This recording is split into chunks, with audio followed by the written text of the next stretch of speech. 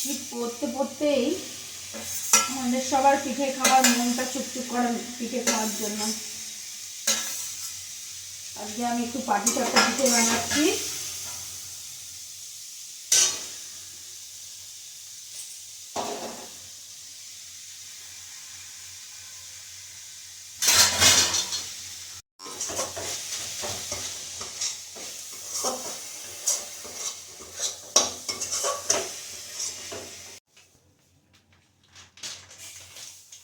সুজি আর ময়দা দিয়েই এখন আপাতত পাটিসাপটা পিঠেটা করছি।